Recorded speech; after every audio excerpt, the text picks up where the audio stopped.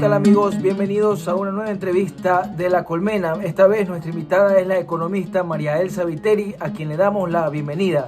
¿Cómo está, economista? Buenas tardes, gracias por aceptar la entrevista vía Skype. Muchísimas gracias a ustedes por la invitación y bueno, feliz de poder a través de La Colmena llegar a toda esa gente ávida de nuevas opciones, de nuevo pensamiento, de nueva postura política, de nueva postura económica, o sea, todo lo que conlleva a un nuevo planteamiento de una democracia como debe ser. Cabe destacar que María Elsa Viteri fue ministra de Finanzas en 2 ocasiones y cuenta con una especialización en ciencias económicas en Estados Unidos. Una de sus mayores cartas de presentación es la renegociación de la deuda externa, que dejó altos beneficios al país. Con este intercambio buscamos dar un aporte desde el punto de vista económico a la ciudadanía para comprender el panorama nacional e internacional en esta emergencia sanitaria que ha causado el coronavirus, que al día de hoy, domingo 22 de marzo, en Ecuador deja 14 personas fallecidas y casi 800 infectados. Hacemos un llamado a la solidaridad de todos y recuerden que lo mejor que podemos hacer es quedarnos en casa. La primera impresión que quisiéramos tener de usted es su lectura sobre esta grave crisis sanitaria, pero también económica y social que enfrenta el mundo. La Conferencia de las Naciones Unidas para el Comercio y Desarrollo prevé una pérdida de ingresos globales de $2 billones como consecuencia del coronavirus. ¿Hacia dónde se dirige la economía del mundo? ¿Qué derrotero enfrentamos, economista? Bueno, primero, si me permite, realmente yo agradezco muchísimo cuando me presentan y dicen que, mi carta de presentación es lo que hice a nivel internacional con la deuda externa del Ecuador. Pero, y entiendo que se destaque eso porque evidentemente fue un impacto o un logro que nunca se ha hecho, nadie lo ha obtenido en el mundo más que el Ecuador, ¿no? A través de mi gestión. Pero creo que no se deja a un lado cosas importantes, porque cuando se hizo o cuando se trabajó en el Ministerio de Finanzas, en el momento en que yo trabajé, fue todo un proceso y una planificación. Inclusive a partir, lo primero fue recuperar ese instrumento tan importante que es el presupuesto general del Estado. Luego recuperar todo lo que era el tema de la información, el poder tener un manejo de la información adecuada para poder entrar en una planificación como debe ser.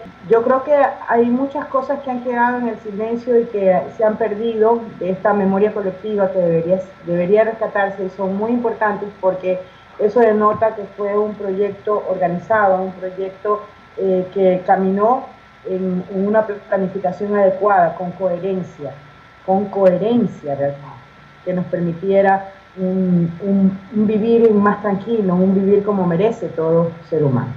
Bueno, de cara a la pregunta que usted me hace, yo creo que el coronavirus y todo este impacto o este impacto que ha significado para la economía mundial, creo que desviste y de una vez por todas da una estocada final a todo un proceso o a todo un modelo de desarrollo económico, a un modelo de manejo económico que ya a leguas había presentado o se estaba dando como un muerto que estaba ya en sus últimos suspiros, ¿no? Que es el neoliberalismo, ¿no? Y con él pues toda una dinámica capitalista que realmente lo único que ha demostrado es la ineficiencia en lograr lo que todos deseamos, que es un ser humano con bienestar, un ser humano desarrollado, un ser humano que tenga la posibilidad de ser digno, ¿no? De ser digno, de tener la dignidad de ser un ser humano completo.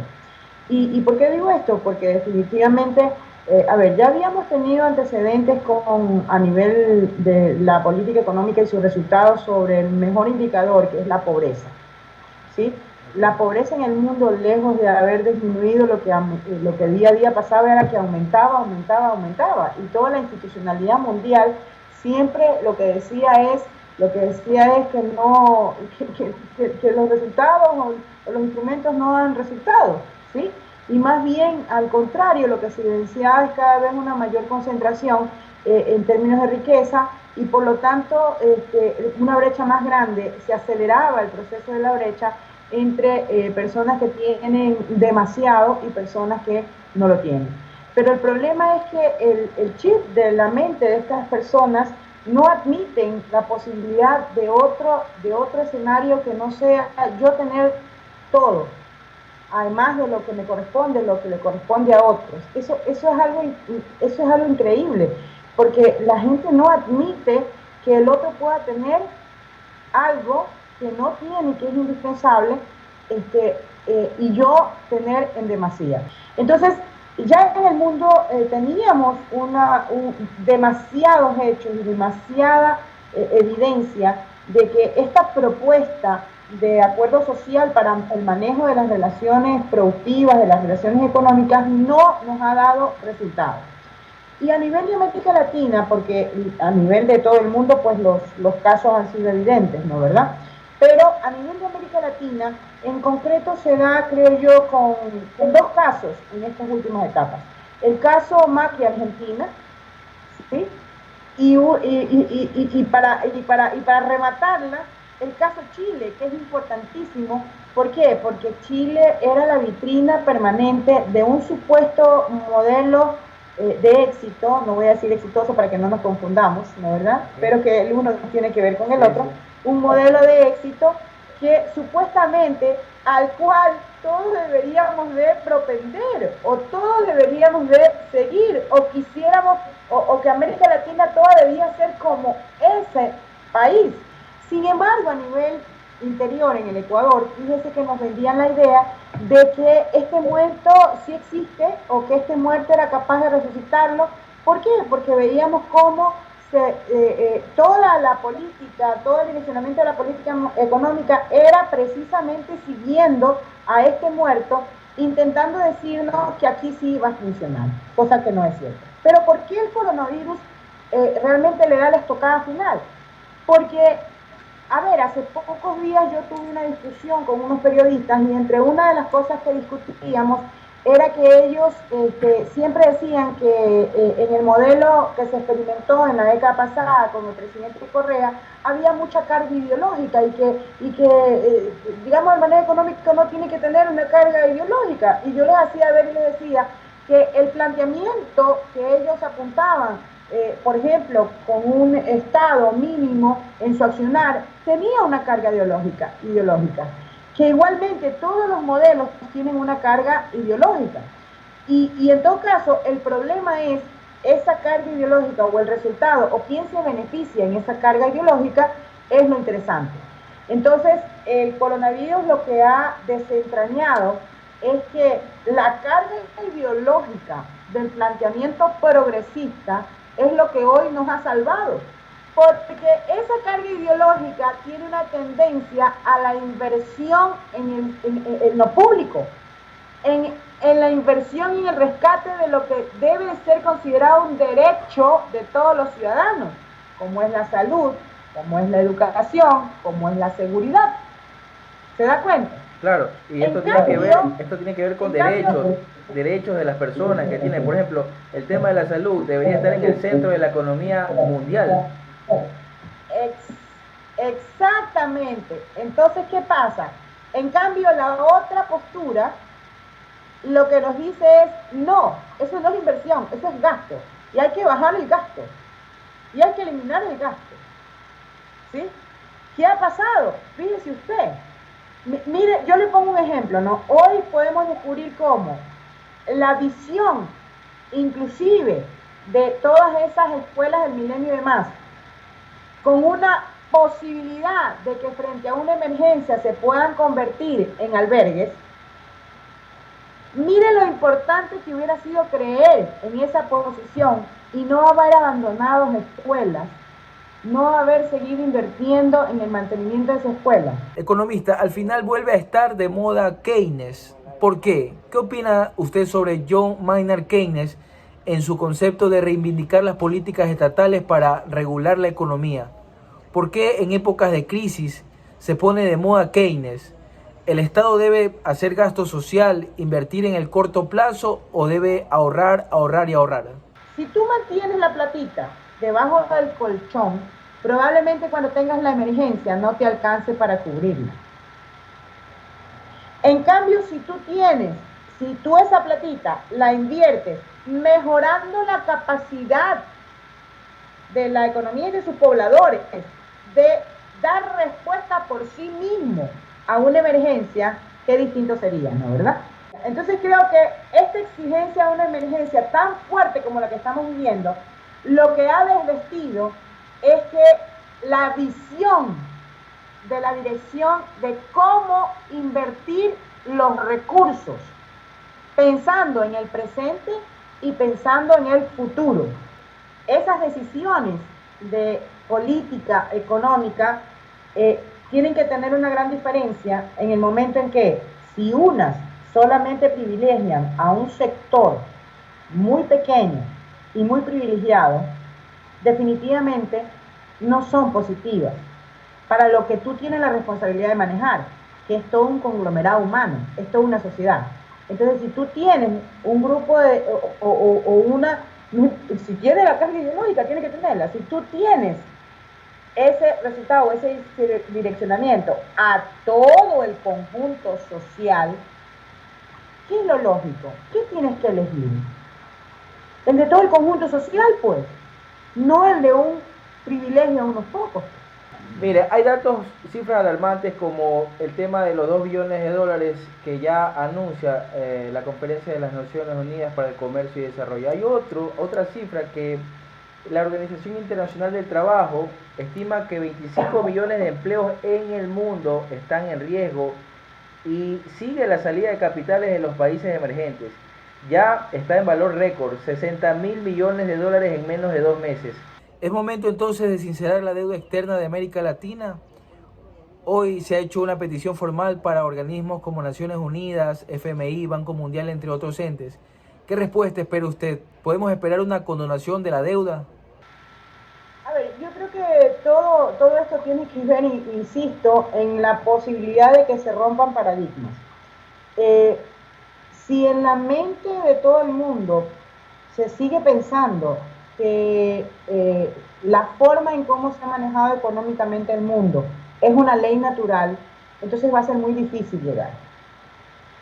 Pero si se llega a entender que realmente no es la única posibilidad, entonces ahí es donde hay que actuar.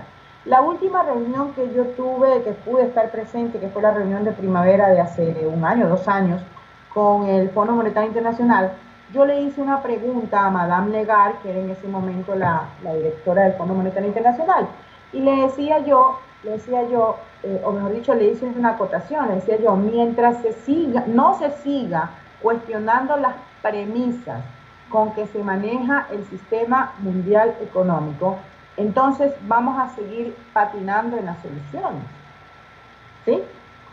Lo que hay que cuestionar son esas premisas. Entonces, a ver, yo sí creo que es fundamental el que se tome en consideración esta propuesta de los países endeudados, digámoslo así. Primero porque creo que no de ahora, sino desde hace mucho tiempo, la deuda externa ha sido un instrumento y una herramienta para manejar y manipular las economías internas, es decir, para quitar soberanía a los países en su definición o determinación de su desarrollo. El caso de Ecuador es un caso particular porque nosotros en el 2009 nos quitamos esa mochila tan pesada, ¿no? Nos quitamos gran parte de ese dominio hegemónico y realmente lo que demostramos fue que cuando se quiere sí se puede.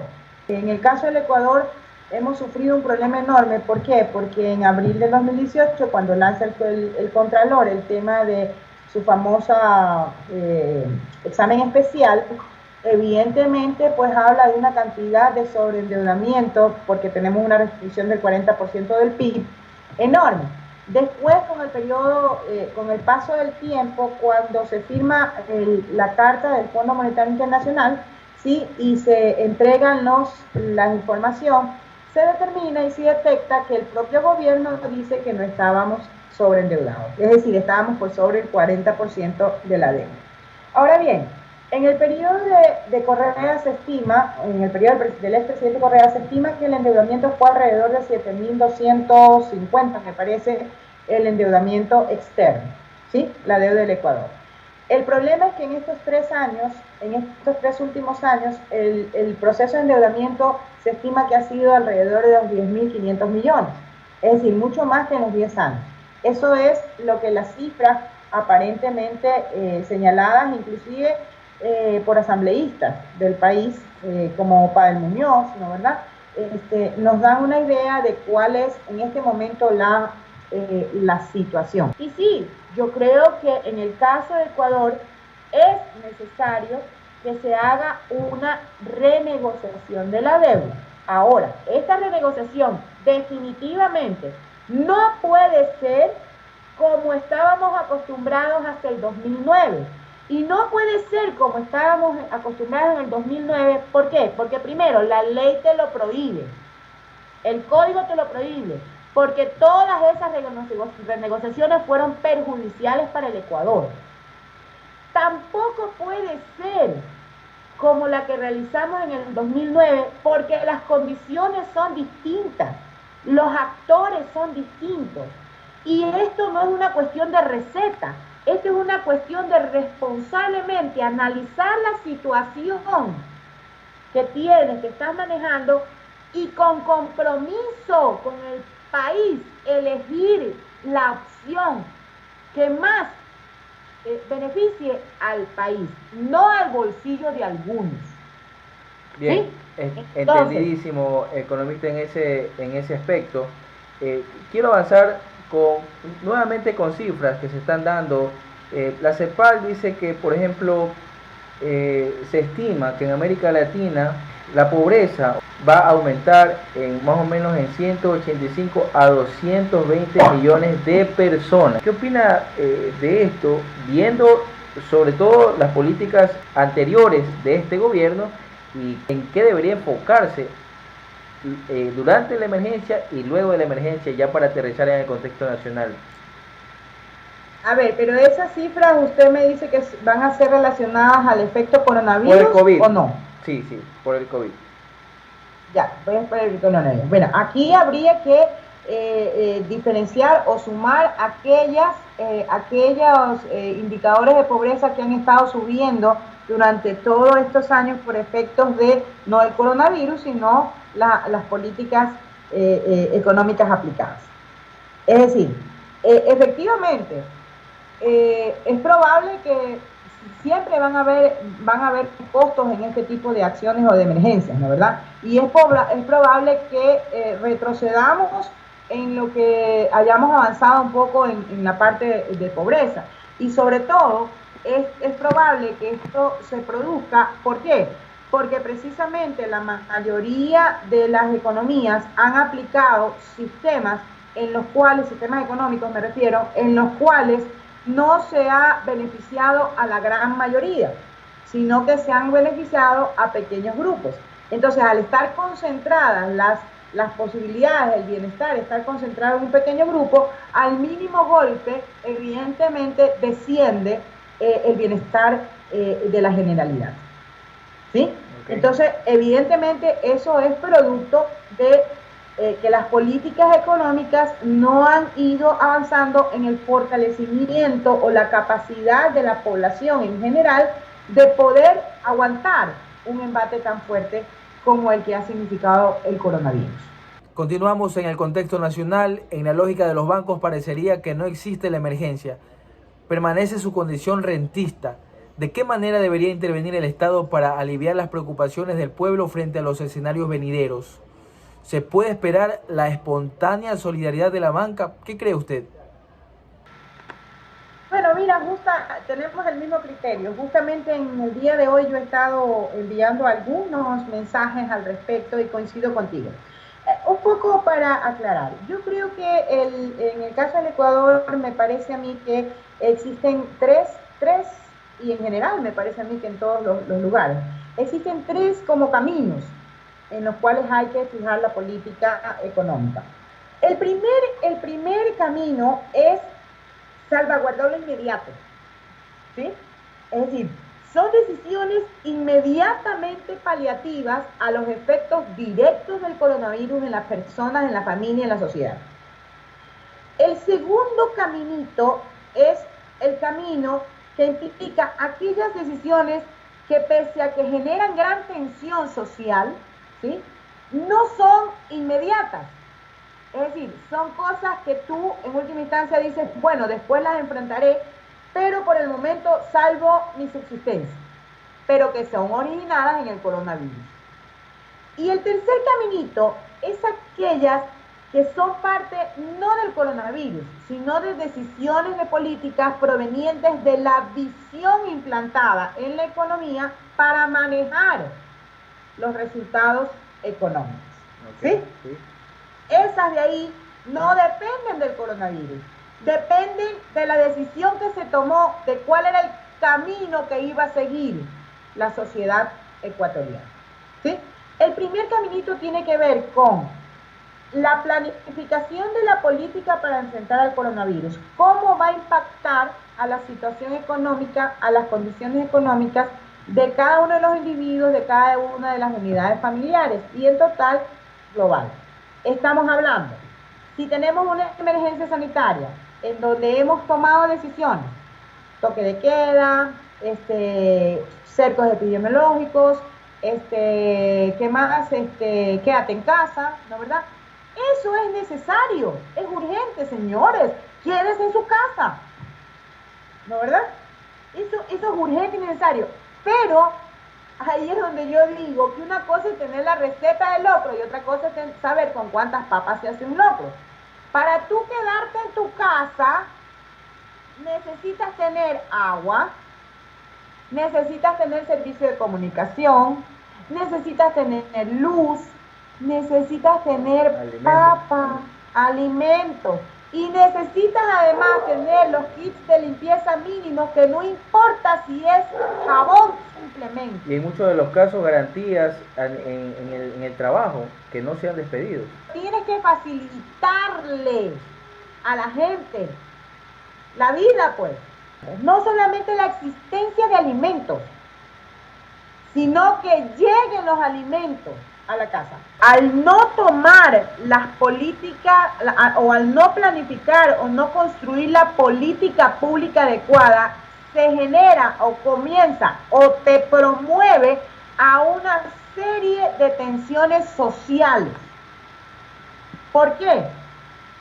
Porque, por ejemplo, una de las cosas que ya ha comenzado a surgir es el hecho de decir que Guayaquil es la responsable de frenar o no el coronavirus, porque es donde más casos existen.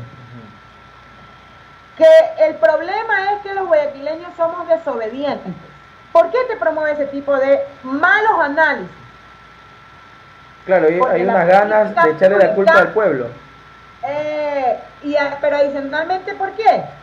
Porque si la política pública observara realmente una correcta planificación, si hubieran dado cuenta, por ejemplo, primero, Guayaquil es la ciudad más poblada, díganme lo que me digan. Segundo, Guayaquil no vive de la burocracia. Guayaquil es una de las ciudades que tiene el mayor desempleo y subempleo. Tercero, Guayaquil, por estar en el régimen costa, está en régimen vacacional y tenía mucho más contacto con el exterior. Y cuarto, Guayaquil es el que ha dado paso y albergue a todo el país para su subsistencia, creando cinturones de marginalidad muy, pero muy importantes.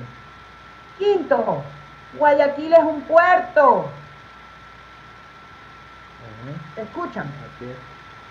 Puede ser que sea cierto también que los guayaquileños a lo mejor somos un tanto más desorganizados. Pero expresiones de que se creen los vivos y ahora nos dicen longos y ahora, eso no está bien. Eso es crear y fomentar una tensión más allá de lo que realmente se debe promulgar, la unión.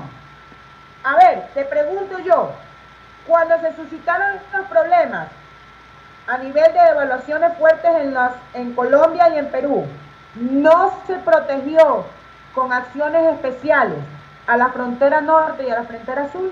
Claro que sí. Por supuesto, y era correcto, y así tenía que ser. Pregunto yo, ¿dónde está la política especial de acuerdo a un análisis sensato de la realidad? ¿Y dónde de está cada territorio? y de dónde cada está el situación. presidente de la República que debe estar al frente de esta emergencia? No sabemos nada, por lo menos en esta semana no hemos sabido absolutamente nada del presidente. No sabemos nada, pero sí sabemos del vicepresidente que dice, hágase ministra, hágase gobernador. No lo sé, pero en todo caso, a ver, no me importa quién tiene la culpa. El problema es que alguien tiene que asumir, pues. El segundo caminito son aquellas decisiones que, si bien se originan en el coronavirus y demás, son decisiones que a lo mejor, insisto, tú puedes decir mañana, no, primero como y después me preocupo de lo de acá, aunque es preocupante. ¿Sí?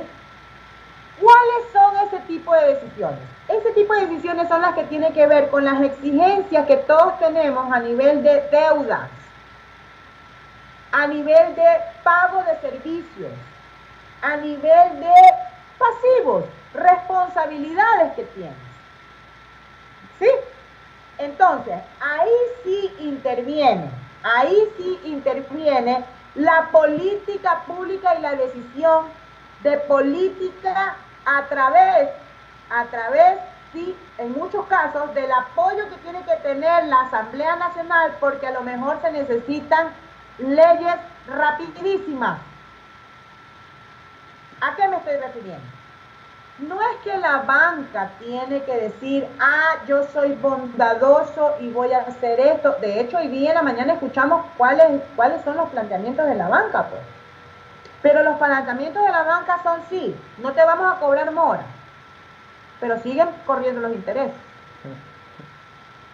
O sea, la banca dice, partimos de aquí para el futuro, y en el futuro no pierdo mi negocio, pero hacia atrás no miro lo que me generó el negocio. Cuando un mortal tiene problemas, te dicen, coja de sus ahorros cuando ve que usted responsablemente debió haber guardado en vacas gordas. Y lo retan a uno inclusive. Es así. Entonces yo pregunto, en este momento de emergencia, vayan a los ahorros, pues. Pero claro, el primer desajuste en este problema está en quién debe de tomar las decisiones. No es la banca, ni la asociación de bancos, ni el acuerdo de los bancos, de los 24 bancos. Es una política pública. ¿Por qué? Porque los bancos siempre van a mirar su beneficio personal. Entonces, son ellos los que tienen que decir, en un estado de emergencia como el que estamos, si se condonan los intereses, se da mora o plazo, ¿a qué tasa? Es decir, ¿qué y cómo se debe de implementar? No es la banca la que tiene que decir si se le ocurre no a este tarjetaviente sí y a este no. No, es el Estado ecuatoriano en función de las necesidades producto de la emergencia, insisto, lo que tienen que decir, en dónde y cómo, porque no solamente es la banca, son todos los servicios que se manejan por empresas privadas, lo que acabamos de hablar con Claro, Casas de crédito, todos los servicios públicos, okay. Son inclusive que se mencione, por ejemplo, Resicop, la cartera del Banco Nacional de Fomento, es decir, es todo el conglomerado, ¿sí? Son el impuesto, el SRI, los cobros en las municipalidades. Y entonces, ¿qué es lo que ocurre? Claro, me van a decir ustedes, ¿de dónde sale y de dónde viene la plata para? Ahí está, pues. Es que el de finanzas tiene que ser ministro. Sí, ese es el tema, pues. Yo siempre le decía a los periodistas, cuando yo fui ministra, A la semana se desató la mayor crisis en ese momento, hasta ese momento de los últimos 30 años del capitalismo. Y yo riéndome les decía, a mí sí me tocó pues ser ministra. Yo sí tuve pues que resolver y me tocaron 5 emergencias además. A mí sí me tocó ser ministra. Economistas ortodoxos como Walter Spurrier y Alberto Costa Burneo han sugerido tomar medidas duras en ese contexto. La pregunta es, ¿duras para quién? ¿Qué opinas sobre la propuesta de subir el IVA? ¿Por qué no mejor gravar con impuestos a los grandes patrimonios? Dentro de la lógica de cómo funciona el IVA, en realidad quien está pagando realmente es la mayoría de los ecuatorianos, y además la carga, el peso, el costo es mucho mayor en los chiros como María Elsa. ¿Sí? Que es el vivo retrato de lo que es el pueblo ecuatoriano. Entonces, evidentemente... Se haría más daño a la situación en la que estamos, el pueblo sobre claro, todo. Hay una diferencia enorme entre subir el IVA y poner un impuesto a patrimonios altos. Y que no solamente lo he dicho yo, lo dijo, por ejemplo, el mismo expresidente Correa, lo han dicho muchos economistas que entienden, o aquellos economistas que entendemos realmente que debe de ser algo por lo menos equitativo el costo, aunque en realidad deberías de cargárselo a quienes disfrutaron las vacas gordas, porque eso es lo que hay que entender. Lo que hay que entender es que durante todo el tiempo y todo este problema o la forma de conducción de la economía ha sido en beneficio y para la acumulación de unos pocos. Entonces, si ellos son los que disfrutaron toda esa acumulación, son ellos los que ahora tienen que enfrentar este problema. ¿Cabría entonces en este contexto, economista, analizar la posibilidad de imponer un impuesto sobre las utilidades de los grupos más opulentos, bancos, por ejemplo? Yo creo que en este estado de emergencia sí. Yo creo que la emergencia precisamente nos lleva a tomar este tipo de medidas que yo normalmente no es que las apuntaría como ideales, ¿no? Lo del impuesto a la renta sí, yo considero que el impuesto a la renta tiene que ser progresivo, tiene que ser cada vez mayor para los que más tienen. Pero en este momento sí creo que hay que hacer el verdadero sacrificio tiene que venir de quienes más pueden aportar. Y que no me vengan con armar cuentos de las cajitas y de que estamos ayudando y que estamos armando los kits de alimentos. Eso es lo que yo digo. Ahí es donde yo digo, a ver, la solidaridad no es rentista. Es decir, yo no puedo tomar una acción para que esto me signifique más ingresos. Eso no es solidaridad. Eso se sigue siendo rentista. Eso es aprovecharse de la situación para generar más renta. La solidaridad no es beneficencia. Solidaridad no es que, nos reunimos nosotros, somos buenos, nos duele la vida, Dios mío, que nos está pasando, y entonces vamos a armar esta canastita de estas chucherías para regalarle a los pobres. Eso no es solidaridad, eso es un lavado de conciencia. Esa es la lógica en muchos casos, ¿no? Esa es la lógica. Eso no es solidaridad, eso es beneficencia. Y más allá de eso, una mala beneficencia, una mala entendida beneficencia. Eso en realidad es un lavado de conciencia. Eso es lo que es. Se ha escuchado muy fuerte por estos días. La verdadera solidaridad, ¿sabes cuál es? El compromiso que debemos de tener todos en reclamar o en hacer valer los derechos de todos y por todos. Eso es solidaridad. Economista, se ha escuchado por estos días frases como que nos están implementando las políticas del sálvese quien pueda y también la de desaparecer de un momento a otro, ¿no? Y poner a personas donde recaiga cierto grado de responsabilidad. Y en ese sentido, una política del engaño, por ejemplo, el cantante que es ministro dentro del gobierno de Lenín Moreno propone pagarle no sé qué cantidades, pagarle a los artistas para que transmitan conciertos por internet, pero si en YouTube tranquilamente las personas, y además que hay otras necesidades. Entonces, en esa línea se escuchan expresiones como que seguimos en la política del engaño, en la política del sálvese quien pueda. ¿Qué es lo que se espera para los próximos días? Y ya con todo lo que hemos venido pasando, los ecuatorianos con este gobierno, ¿qué se espera para los próximos días, economista? A ver, yo creo que, por lo menos yo personalmente, lo que espero, inclusive hoy día le escribí a quien conozco, a Marcela Guiñaga, diciéndole, explícanos un poco cuáles serían las posibilidades que tiene la Asamblea Nacional de intervenir. Yo esperaría, yo sinceramente creo que dentro de toda la estructura que tenemos, la Asamblea Nacional para mí guarda un importante valor en este momento. Yo creo que ellos son los llamados como poder, como uno de los poderes del Estado, a tomar, si se quiere, las riendas y exigir decisiones, pedir cuentas, digámoslo así, y comenzar, si el Ejecutivo no está bien encaminado, comenzar a exigir acciones concretas. Ahora, desde el punto de vista del Ejecutivo, mire, yo no quiero crucificar a este chico, a este cantante, no lo quiero sacrificar porque realmente el problema es que no se aprende a dirigir el Estado de la noche a la mañana y en el puesto público. Una de las características que tiene el sector público es que tú no puedes aprender en el puesto. Tú tienes que tener una mínima condición y una mínima visión de lo que es manejar una cartera pública, una cartera de Estado, para tomar decisiones correctas. Yo creo que él lo planteó desde una perspectiva de buena intención, pero claro, no tiene la visión de lo que es manejar una política pública.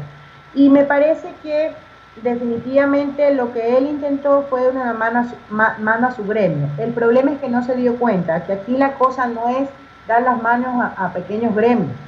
Aquí el problema es dar la mano a todo el Ecuador y a toda la población, ¿sí me explico? Yo personalmente creo que en este momento, dentro de lo que es democracia, dentro de lo que es soluciones pacíficas, a mí me parece que la Asamblea Nacional tiene una importancia medular en este momento. Y tiene una importancia medular primero, porque mañana tendría que ser la responsable de aprobar o no una serie de leyes que significarían el acabose para el pueblo ecuatoriano o significarían la defensa del pueblo ecuatoriano.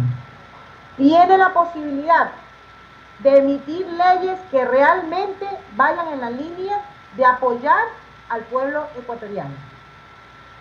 Tiene la posibilidad inclusive de reclamar su derecho, su función de revisar esa famosa carta de intención del Fondo Monetario Internacional. Es decir, yo creo que la Asamblea Nacional en este momento tiene una importancia vital de recuperar su función, de recuperar la defensa de su pueblo ecuatoriano. Y le voy a hacer una pregunta, no con el ánimo de aportar un poco al sensacionalismo o a la desinformación que en muchos de los casos se utiliza, pero sí es una cuestión que nos queda como pregunta y que sí merecemos una respuesta. Las acciones del gobierno nacional, cuando se presentaron estos casos en otros países y la OMS ya enviaba ciertas alertas de que todos los países deben de estar preparados, sin embargo, vimos que en Ecuador no se tomaron ciertas medidas. ¿Cómo evaluar la acción del gobierno justo antes de que aparezca el primer caso de coronavirus aquí en el Ecuador, economista? ¿No? Me parece que escuchó que dijo que los primeros avisos habían estado en diciembre. Me parece, habría que confirmarlo. Pero en todo caso, si en el primer aviso se hubiera hecho una concientización con respecto a la gente, creo que no la hubiéramos tomado tan a la ligera, ¿sí? Si desde diciembre se hubieran hecho los planes de contingencia, si hubiera llamado a la gente que ya manejó esas 5 emergencias del pasado, esas 10 emergencias del pasado, que ya tenían un know-how, ¿verdad? Un conocimiento. yo creo que lo que estamos viviendo en este momento no se hubiera dado. Es decir, desconozco exactamente cuáles fueron las acciones que se tomaron específicamente. Si ese tipo de educación hubiera venido desde diciembre, creo que hoy no tuviéramos la supuesta desobediencia que tenemos.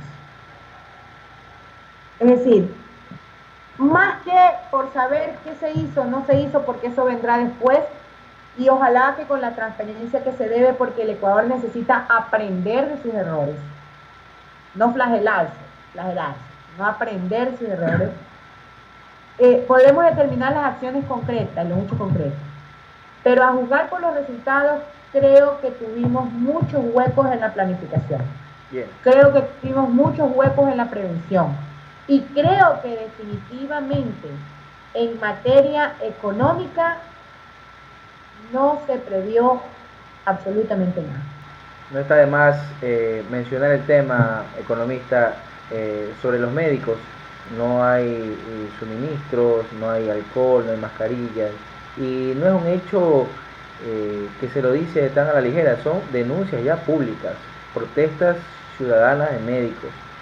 Y bueno, eso como para cerrar, economista, quería saber qué piensa usted sobre la lección de vida que nos deja el coronavirus actualmente. Yo creo que la primera lección de vida que nos deja es que todos deberíamos de tener bien ubicado el radar para muchas cosas. Por ejemplo, lo vi en una científica española, me parece que Guatemala. Todos deberíamos de tener el radar bien puesto. ¿A quién o es justo que un futbolista gane? Y no por ser futbolista, me refiero a todos estos que, vamos a ver, que una figura mediática gane millones y millones, mientras un investigador no tiene recursos para investigar. Y eso no solamente depende de quien hace ese producto que se llama figura mediática, depende de nosotros como ciudadanos, que aportamos cuando viene un tipo que echa 4 chillidos al aire y pagamos hasta $1,000 por escucharlo, porque se han dado casos. De hecho, se corrían las bolas que cuando vino este tenista famoso, las entradas costaban $1,000 y hubo gente que la pagó. Cuando, o sea, nosotros mismos, los ciudadanos, auspiciamos este tipo de comportamiento. El primero y gran lección que nos deja es valorar el trabajo de muchas personas que hoy no se les da la importancia. Fíjese usted cómo, y también esto es parte de la visión o de la forma en cómo se enfrenta la política pública, y voy a tener que nombrar lamentablemente. Fíjense ustedes lo importante que fue que antes del 2007 los médicos, los educadores, los policías tenían sueldos de hambre. Los sueldos que se ganaron durante la visión del socialismo, bueno, del intento de aplicación del socialismo en la época pasada con el presidente Correa, miren lo importante que ha significado para tener gente comprometida. ¿Sí se da cuenta? Sí, sí. Y ahora sí, a las 8 de la noche, durante 2 minutos los vamos a aplaudir. No, pues eso es una locura. Entonces se da cuenta.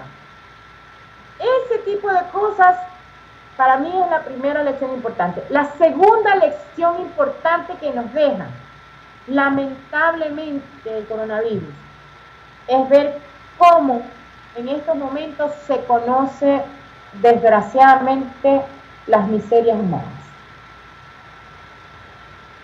¿Cómo se reconoce quién es político por negocio? ¿Quién es político por afición?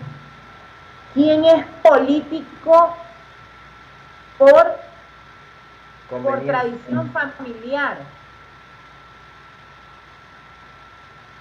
¿Cómo reconocemos quién es un empresario rentista y quién es un empresario comprometido con su función. ¿Cómo se puede reconocer a quien lo único que le interesa es su propio bienestar y el de su círculo íntimo? ¿Y a quién realmente le interesa trabajar por su país? ¿Qué quiere que le diga? Grandes lecciones de vida. A mí me causa mucho dolor ver cómo en las redes sociales se sigue hablando de los futbolistas y de los retos de los... Créanme, la que me causa... Por otro lado, la gran lección que nos dejó todo el coronavirus es entender lo importante que es invertir en la infraestructura social, lo importante que es empoderar a la población para que esté fuerte para responder cualquier shock externo. Lo importante que es invertir en la gente. Yo creo que esas son las grandes lecciones que nos deja el amor en tiempos del coronavirus. Y con eso llegamos a la parte final de la entrevista. Ha sido un lujo conversar con usted, economista. Sin duda, esta entrevista va a tener muchos aportes para la ciudadanía, para que entiendan un poco más este tema del colapso que ya está presentando y que se puede venir con más intensidad en Ecuador y en el mundo. Muchísimas gracias desde La Colmena. Le agradecemos todos los que conformamos este medio de comunicación, que lo que busca es estar con el pueblo, siempre con las necesidades de los más desprotegidos. Muchísimas gracias, economista. No, gracias a ustedes nuevamente y gracias por tener un espacio abierto para un canal de verdadera información, para cumplir con una función importantísima que también es muy necesaria en todo este desarrollo del ser humano como es la información.